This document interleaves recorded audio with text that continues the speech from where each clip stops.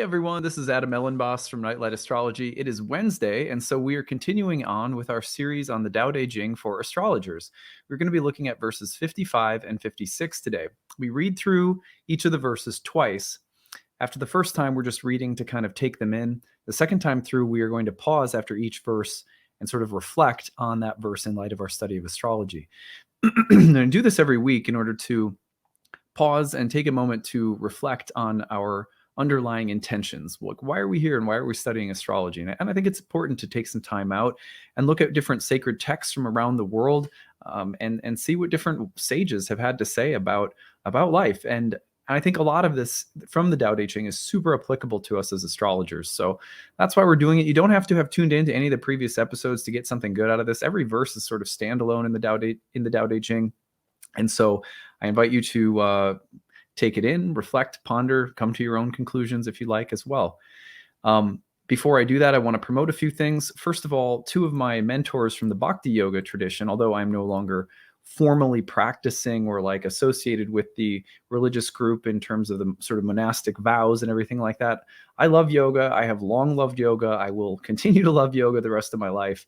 And I couldn't recommend a text that you get to know better really than the Bhagavad Gita. It's one of the great spiritual texts of the world. And remember, the progenitors of karmic science came from India, and they are holders, like torchbearers of the tradition of astrology itself. A lot of that wisdom is encapsulated in the Bhagavad Gita. So it's a really good text to study for astrologers, especially. Anyway, two of my mentors and friends, Loka and Vidarbha, are leading this immersion called Unlocking the Mysteries of the Bhagavad Gita. It starts November 5th. It is a 12-week long course. It's by donation, so a lot of flexibility there. If you've never studied the text, I highly recommend it. I think you'll really enjoy it. So check it out. You can sign up on bhaktiwise.com.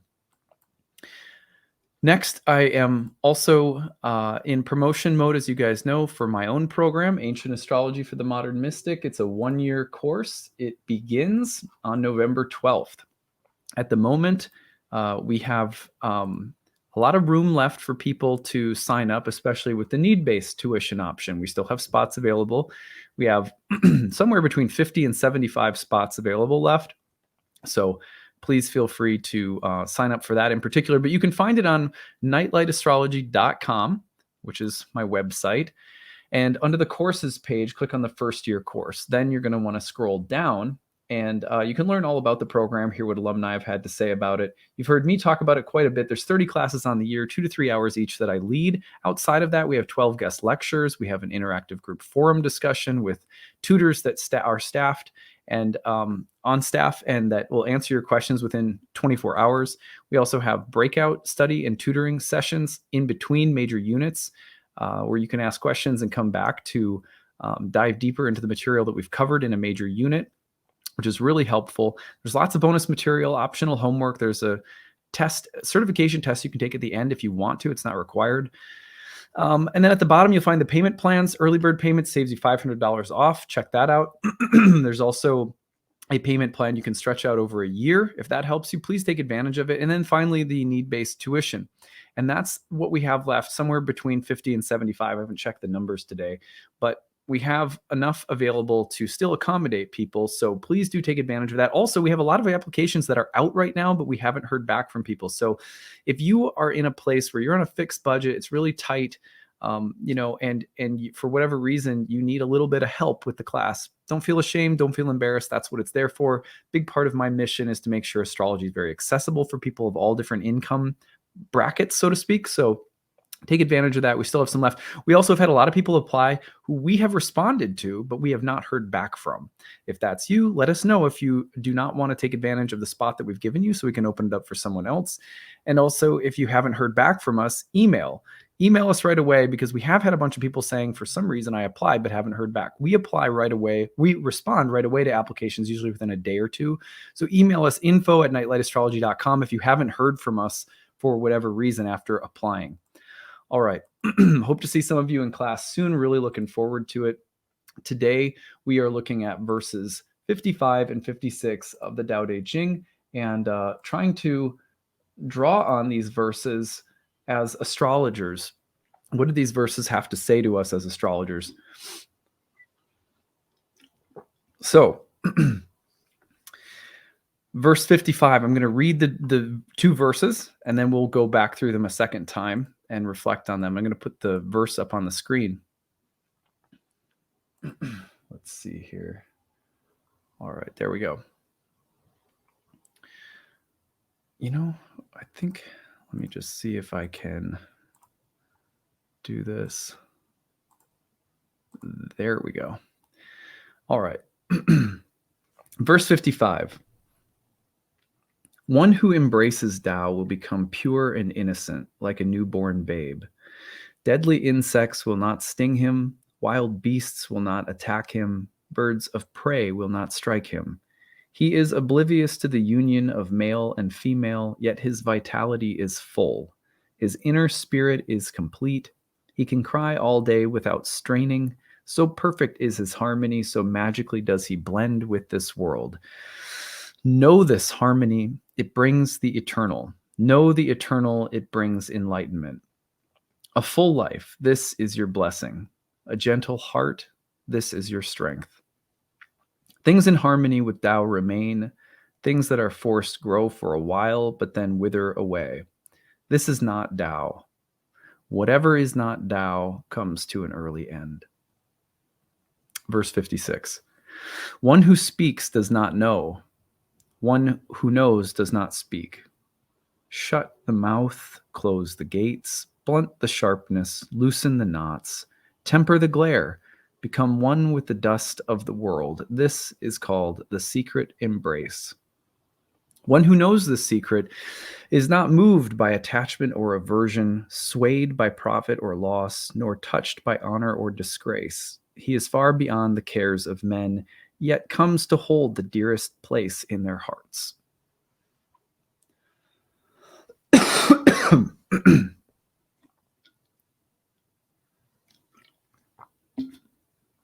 Okay, we're going to read those verses again and then pause to reflect on both of them.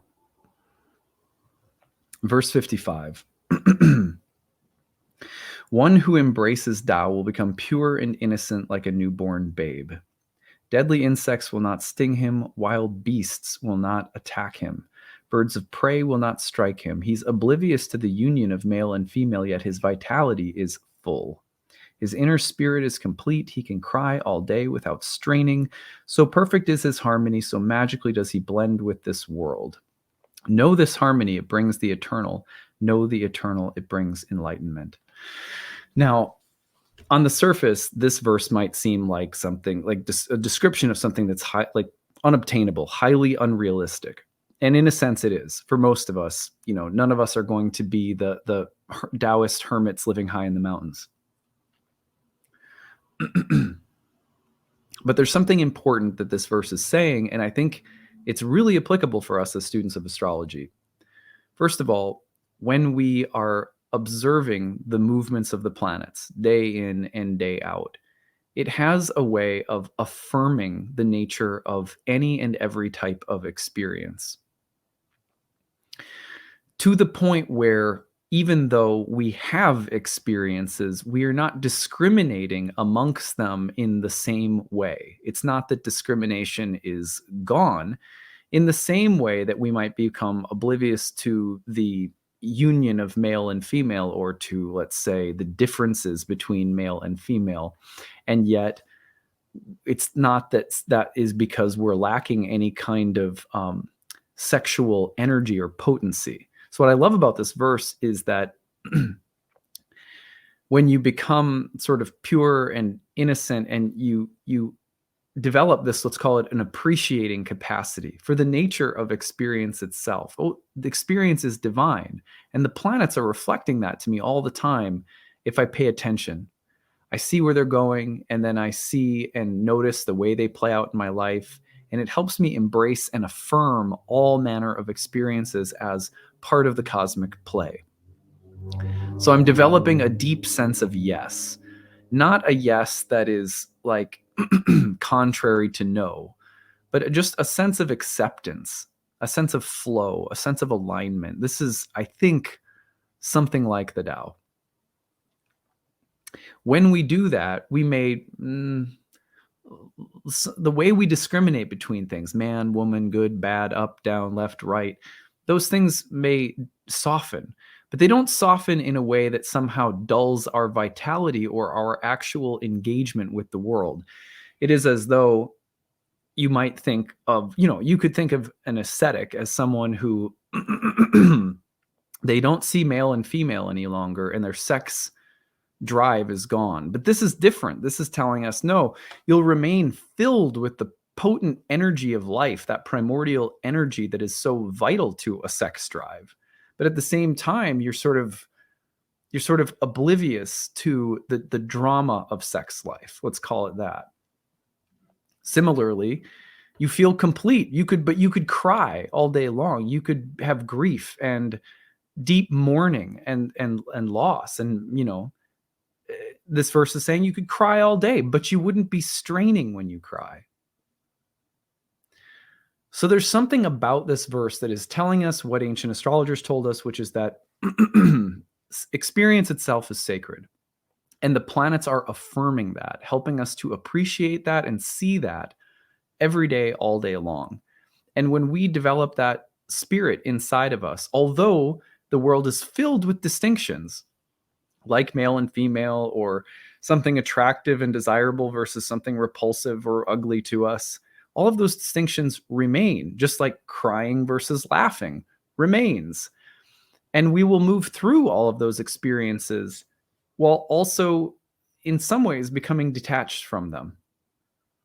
Detached from them in the sense that they can't own us or possess us or turn the lights off in our heart or our mind. Know this harmony, it brings the eternal. Know the eternal, it brings enlightenment. So what we're talking about, in a sense, is the planets leading us into the experience of eternity that we are actually participating in right now.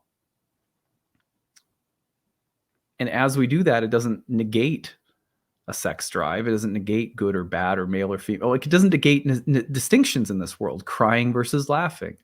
But it allows us to inhabit those things from an eternal standpoint, which is the soul's standpoint.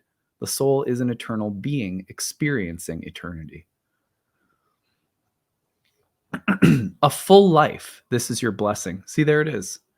A gentle heart, this is your strength. And the gentle heart is not weak, passive.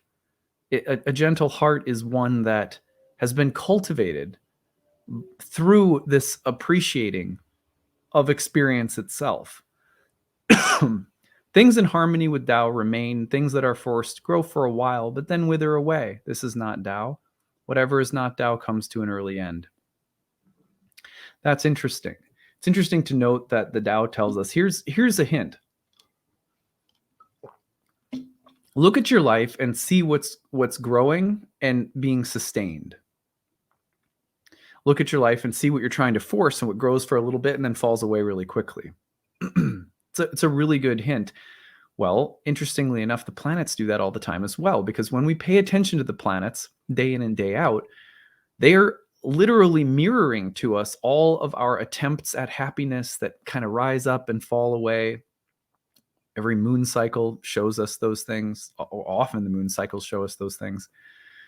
Whereas over time, over long periods of time, if you pay attention to astrology over a decade, 2 decades, you start to notice what kinds of things have grown in the garden of your heart that have remained of benefit, that grant virtue, that grant things like peace, patience, humility, love, tolerance, compassion, a soft but firm strength of character. And you start to notice those things. You start to realize the difference between, oh, look, it's a sparkly transit. It's a Uranus-Venus transit. I'm going to go get a crazy tattoo. And like, fine, I have no problem with tattoos.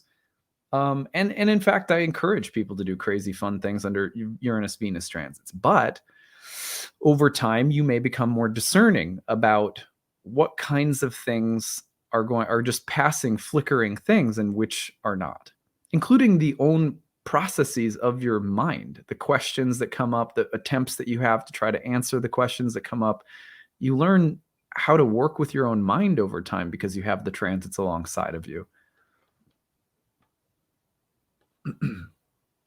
I would like to say that astrology is meditation for people who are maybe their preferred mode of meditation is in and through experience.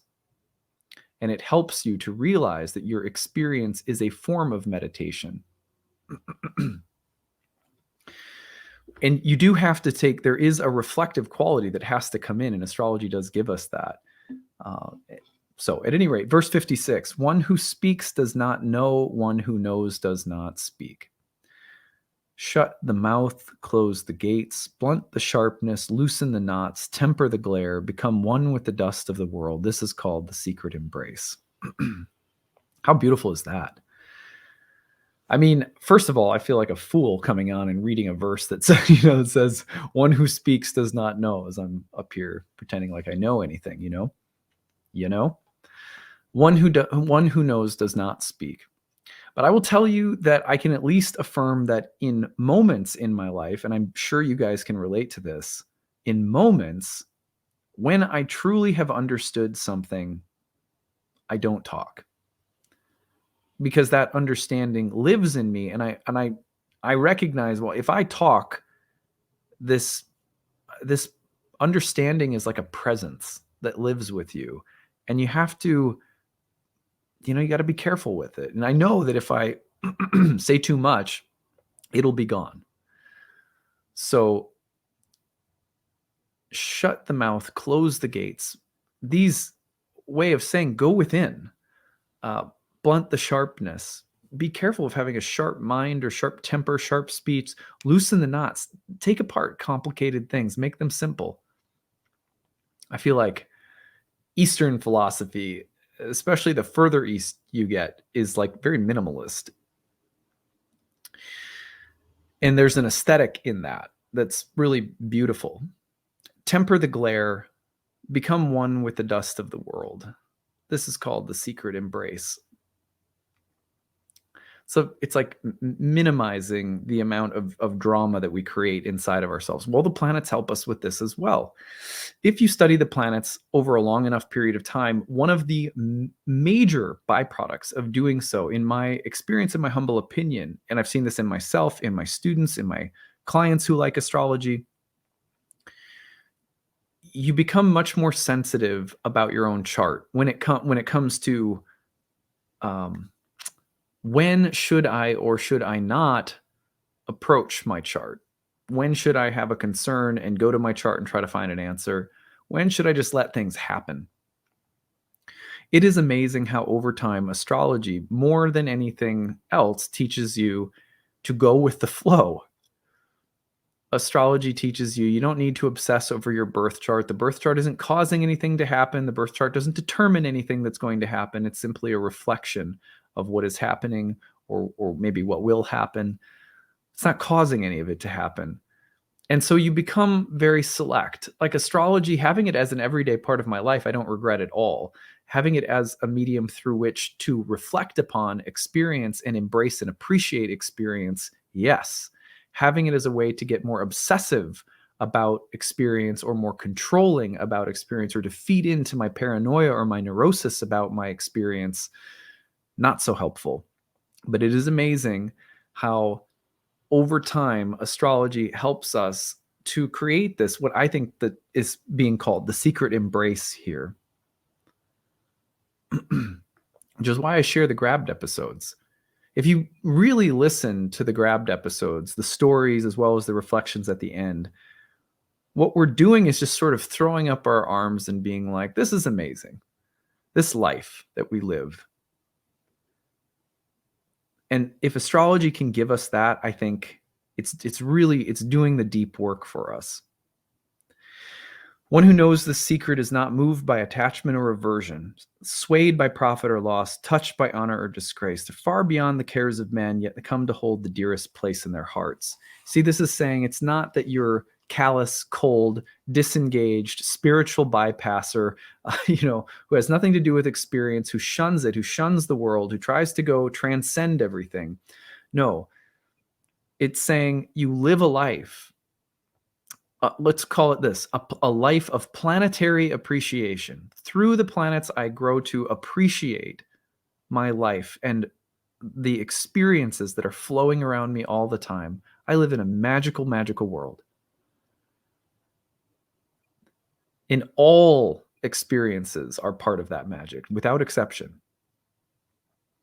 That such a person, in a sense, has gone beyond attachment and aversion to experiences, though they will experience attachments and aversions. They've gone beyond profit or loss, though they will experience profits and loss, honor, disgrace. They go beyond the cares that most people are completely encaged by while still experiencing a life. These people are somehow the dearest. When we meet people like this, they leave such an impression on us. There's something carefree about them that we just are so attracted to. And I believe that that's why I love hanging out with people who love astrology so much. You know, it's people who really deeply embrace the astrological worldview are just remarkable people, always interested, always curious, always accepting in it while reflecting on it at the same time. It's pretty beautiful. These are I truly believe that astrology is a meditative lifestyle and it is an artistic lifestyle. It's about the art of experience and the art of your life. Anyway, those are my ramblings for today. I'll have more next week that reflect what little I know. So, so I hope you guys are having a great week and that this spiritual content on Wednesdays is useful for you. Sometimes we'll do the Bhakti Wednesday content. I might throw something in like that. I don't think I'm going to be doing it every week. I think it's a little bit much for me to produce. So especially at the same time that I'm doing the Tao Te Ching series still on Wednesday. So after we finish that series up, though, we'll always try to include some spiritual content every week. Let's see what the new direction is after this series is done. All right, that's what I've got for today. Hope to see you guys in class soon. Don't forget about it. It starts on November 12th. Sign up on the website, nightlightastrology.com, and we'll see you again tomorrow. Bye, everyone.